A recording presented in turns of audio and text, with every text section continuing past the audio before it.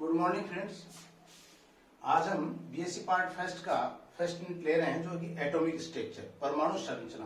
परमाणु संरचना में पूरा बहुत स्टडी हो चुकी, लेकिन चूंकि बीएससी पार्ट फर्स्ट के लेवल पे थोड़ा सा एक अलग परिवर्तन इसमें आ रहा है हमारे सामने कि भाई जो पूर्व में हम पढ़ चुके उन बातों को थोड़ा सा आइडेंटिफाई करते हुए और आगे की ओर हम यहाँ पे बढ़े। तो देखिए, आपने तीन चीजें फंडामेंटल एटॉमिक स्ट्रक्चर में पढ़ चुके हैं हम पहले। ये हमारे पास एक परमाणु का स्ट्रक्चर ले रहे हैं जिसमें हम पढ़े पहले कि ये क्या है, न्यूक्लियस,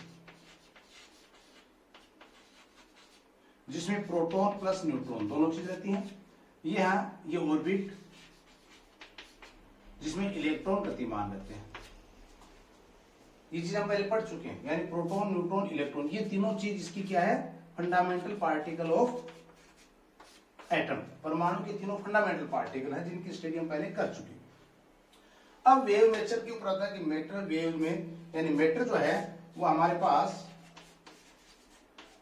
दो प्रकार से ये कर रहा है। एक कण के रूप में पार्टिकल्स और दूसरा वेव्स।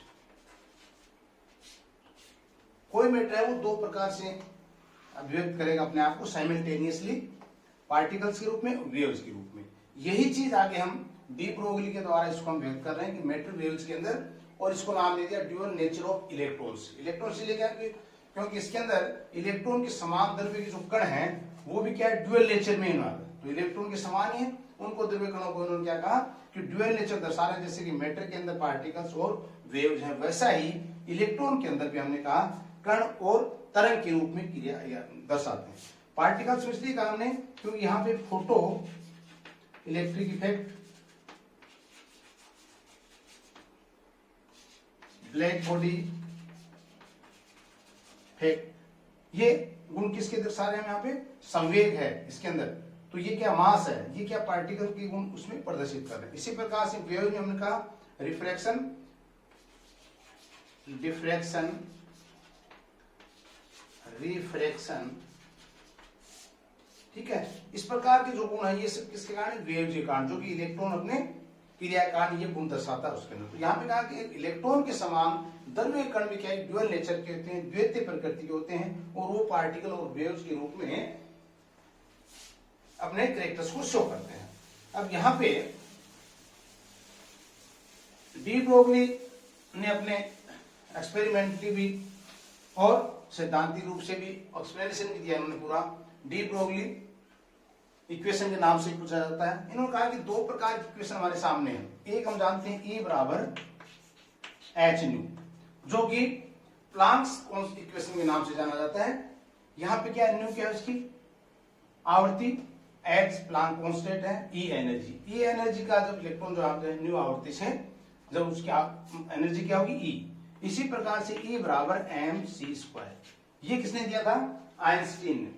तो आइंस्टीन ने मास के साथ और प्लांक्स ने आवृत्ति के साथ। तो ये दोनों इक्वेशन जब एक समान, तो उन्होंने कहा कि इनको एच न्यू बराबर mc² लिख सकते हैं, क्योंकि न्यू बराबर होता है c अपॉन लैम्डा। तो हम यहां लिख सकते हैं H C upon lambda mc²। देखिए ये वेरिफिकेशन आता है एग्जाम में हर बार, और बहुत ही सिंपल वेरिफिकेशन है, ज्यादा इसमें घबराने की, याद करने की, रटने की जरूरत नहीं है, क्योंकि दो इक्वेशन हम यहाँ पे लेके चलते हैं, आइंस्टीन की इक्वेशन और प्लांक्स की इक्वेशन, जो मास के साथ है, दूसरा इसकी वेलोसिटी के साथ है। तो यहाँ पे दोनों इक्वेशन को अगर हम इक्वल करें, एच सी अपॉन लैम्डा बराबर mc², तो c से c कट जाएगा, और h अपॉन लैम्डा बराबर mc, या यूं कहें कि लैम्डा बराबर h अपॉन mc। ये फोटोन जो लाइट से, क्या लाइट के मीटर पर सेकेंड में मास, और ये प्लांक्स कांस्टेंट। फोटोन की स्थिति में सही था। अब इन्होंने कहा कि फोटोन के अलावा मान लीजिए प्रोटोन है, इलेक्ट्रॉन है, और भी कण हो सकते हैं। तो उन्होंने कहा कि P बराबर हम जानते हैं mv। P क्या, संवेग, mv, तो हम लिख सकते हैं यहाँ पे mv बराबर mc। तो ये क्या आ जाएगा, लैम्डा बराबर h अपॉन mv। ये चीज निकल के आ रही है हमारे पास, किससे, डी ब्रोगली के द्वारा, जो ड्यूअल नेचर में हम एक्सपेरिमेंटली करने जा रहे हैं। तो लैम्डा क्या है यहाँ पे, तरंग दैर्ध्य, और एच प्लांक कांस्टेंट, एम उसका मास है, बी उसका वेग है।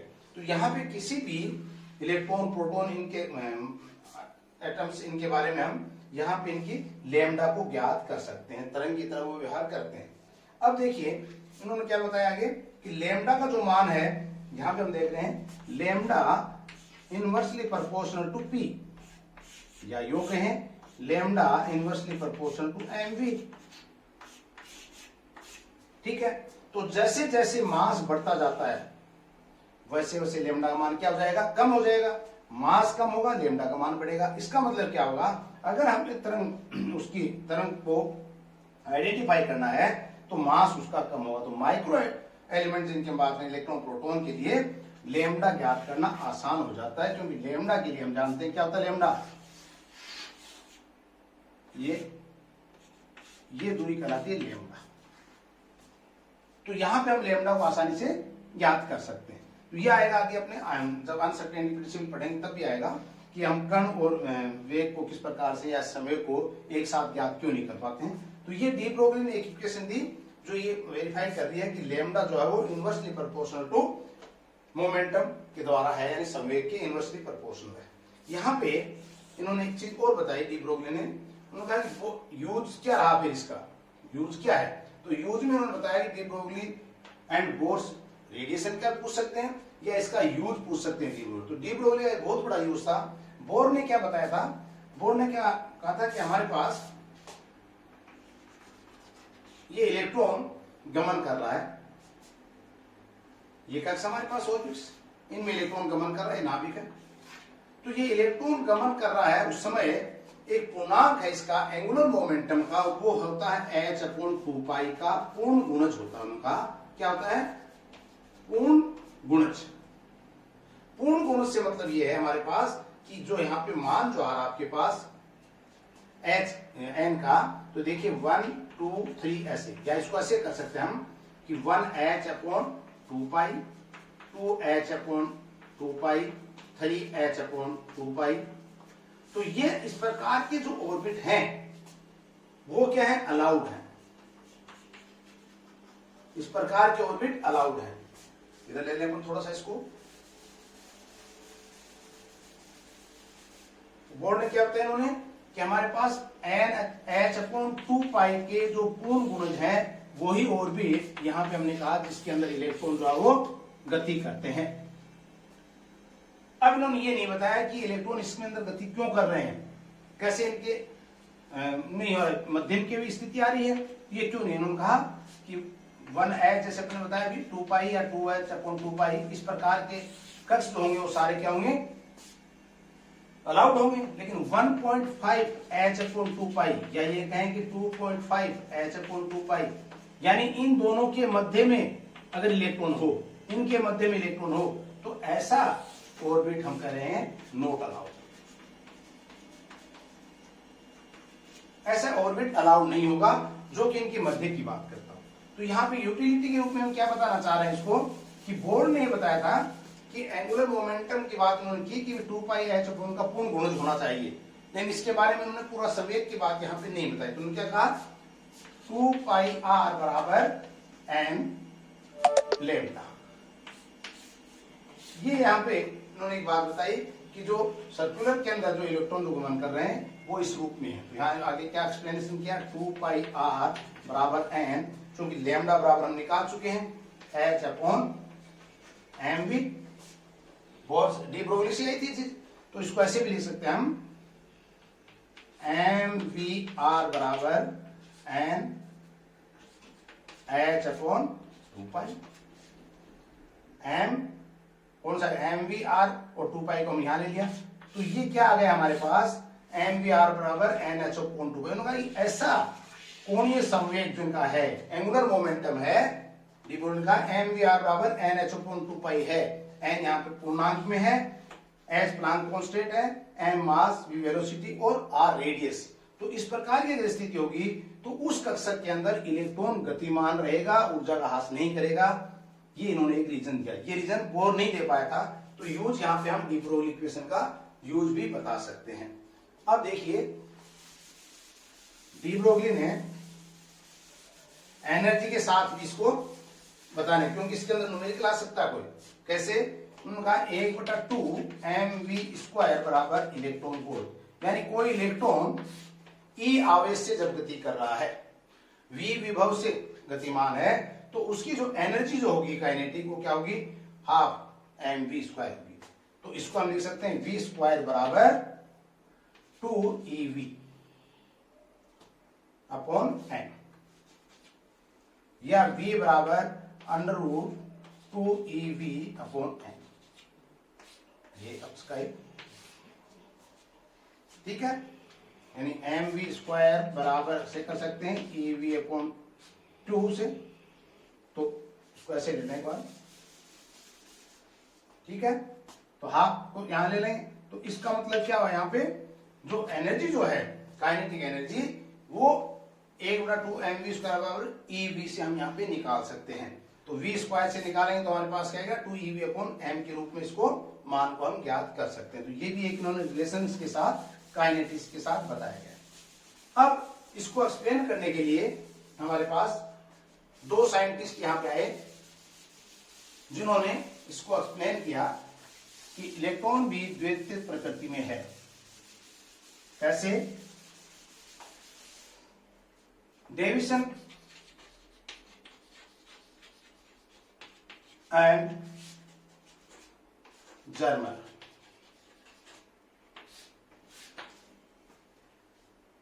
डेविसन और जर्मन ने ये 1927 में हो गई थी बात, उस समय जब डी ब्रोगली ने अपने इक्वेशन के द्वारा बताया था। तो उन्होंने एक एक्सपेरिमेंटली बेस दिया कि डेविसन एंड जर्मन ने, और उन्होंने इसको एक्सरे किरण से भी कंपेयर करते हुए इस चीज को एक्सप्लेन करने की कोशिश की। देखिए इन्होंने क्या बताया था, ये हमारे पास एक होप वायर है, यहां एक बैटरी लगी हुई है,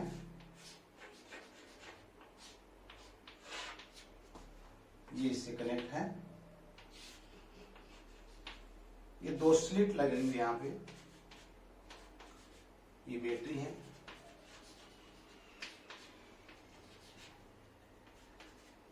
ये स्लिट लगी हुई है जो इलेक्ट्रॉन को एक किरण पुंज के रूप में यहां से त्वरित करती हैं। ये क्या हो गया, त्वरित इलेक्ट्रॉन। और ये निक्कल क्रिस्टल यहां पे हमारे पास लगा हुआ पहले से, इस निक्कल क्रिस्टल के ऊपर आएंगे, ठीक है। तो यहां से ये विवर्तित होकर के, ये थीटा कोण बन रहा है, विवर्तन होकर के किस पे आ रही है, हमारे पास स्लिट है जिसको बोलते हैं राउंड स्लिट, एक घूमने वाला स्केल हमारे पास यहां पे लगा हुआ है, जो विभिन्न यहां से जिस आवृत्ति से लेमडा जो आया यहां पे त्वरित इलेक्ट्रॉन की, वो निकल क्रिस्टल से, ये क्या है, निकल क्रिस्टल से विवर्तित होकर के इस स्केल के ऊपर आएगा। तो जो विभिन्न प्रकार के लेमडा के जो मान आ रहे हैं, उनको हम एक डिटेक्टर की सहायता से, यहाँ गैल्वेनोमीटर लगा हमारे पास, डिटेक्टर की सहायता से इसको हम डिटेक्ट कर लेते हैं विभिन्न। तो अब यहां आता है कि इनका वोल्टेज क्या दिया जाए, तो यहां पे 54 वोल्ट पे हम बात करें एक बार, कि वोल्ट से त्वरित करके इसको दें, और 50 डिग्री सेंटीग्रेड, सॉरी 50 डिग्री का यहाँ पे कोण बनना है, यहाँ पे सॉरी थीटा क्या आ रहा है, 50 डिग्री। तो अगर ऐसा मान हम ले रहे हैं, तो ये जो मान आएगा वो हमारे पास क्या आ रहा है, 1.66 मीटर, ये मान हमारे पास है। अब इन्होंने कहा कि अगर इस वोल्ट को, बैटरी के विभवांतर को हम यहाँ चेंज करें, और 48 से लेकर 64 तक का है, तो ये एक एवरेज निकाला, और उसमें हमने पाया कि 54 का जो है वोल्टेज, उस पर 50 डिग्री का जो कोण बन रहा है, वो मैक्सिमम आवृत्ति वाला होता है, मैक्सिमम वेवलेंथ वाला होता है लेमडा का मान, और वहां पे इसका मान जो आ रहा है 1.66 आ रहा है। अब इन्होंने विभिन्न प्रकार के वोल्टेज और लगाए, और उनका भी सार निकाला, तब यही पाया गया कि जो प्रैक्टिकली मान एन लेमडा बराबर 2d साइन थीटा, जिसको हमने ब्रेग इक्वेशन का नाम भी दिया है, इसमें रखा, तो ये मान ये आ रहा हमारा, इसको बोलते हैं ब्रेग इक्वेशन, ब्रेग सभी का। इस मान को एक्सपेरिमेंटली या उसके बाद इसी को डी ब्रोगली के वेव्स से हमने तरंग दैर्ध्य के आधार पर इसको निकाला तो 1.65 मीटर इसका मान आ रहा है। इसका मतलब क्या हुआ कि एक्सपेरिमेंटली जो हमने निकाला मान और जो डी ब्रोगली के द्वारा मान निकाला वो मान दोनों लगभग समान आ रहे हैं और इससे सिद्ध हो रहा है कि इलेक्ट्रॉन भी एक तरंग की तरह व्यवहार करता है, इसमें लैम्डा का मान हम यहाँ पे ज्ञात करते हैं। तो ये डेविसन और जर्मन ने अपने एक्सपेरिमेंट में बताया। अब ये जो मान जो यहाँ आ रहा है इसको देखिए आप थोड़ा सा ऐसे समझ सकते हैं। ये वेव्स कैसी आ रही हैं, इस प्रकार की वेव्स, और इनको हमने एक्सरे किरण की सहायता से भी इनको ज्ञात करने की कोशिश की। तो आप देखिए ये एक्सरे किरण की सहायता से आ रही है, ये स्लोट बन रहा इस प्रकार से।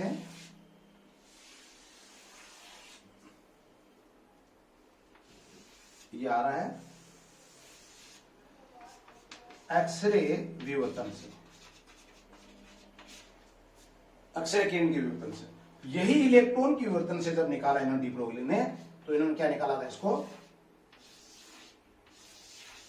इन्होंने भी यही पाया इस प्रकार से। जो ये मान आ रहा है वो इस प्रकार का मान आ रहा है, यानी ये और ये दोनों क्या हुआ, लगभग समान चीज को ही दर्शा रहे हैं। ये एक्सरे वेव्स में दिखा रहा है, ये हमारे पास इलेक्ट्रॉन की वेव्स में दिखा रहा है। जो हमने एक्सपेरिमेंटली करके यहाँ पे जो निकाला वो हमारे पास परिणाम इसका रहा कि एक्सरे किरण से भी हम इसको अगर वेरीफाइड करते हैं तो ये मान जो है वो एक तरंग की तरह व्यवहार करता है। इलेक्ट्रॉन जो है एक तरंग की तरह व्यवहार करता है। तो इस प्रकार से इसको एक्सप्लेन करने में ये सहायक रहे, जिसमें डी ब्रोगली ने थोड़ा सा क्या किया था, यहाँ पे हमने कहा था ये एक इलेक्ट्रॉन जो वेव्स के रूप में चक्कर लगा रहा है इन फेज, वेव इन फेज, ठीक है। ब्रोगली ने क्या बताया था इसको,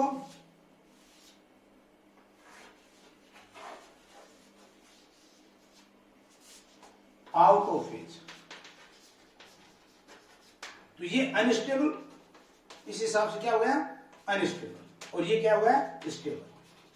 तो इस प्रकार का जो है स्टेबिलिटी बनी है, वहां पे किसी भी इलेक्ट्रॉन जो नाभिक के चारों ओर चक्कर लगा रहा है उसका ह्रास नहीं होता है, इस चीज को बताया गया था। और फिर इन्होंने दोनों ड्यूअल नेचर को करते हुए उन्होंने क्या बताया कि तरंग का जो व्यवहार है वो इस प्रकार से इलेक्ट्रॉन भी एक तरंग के रूप में यहाँ पे व्यवहार करती है। Thank you.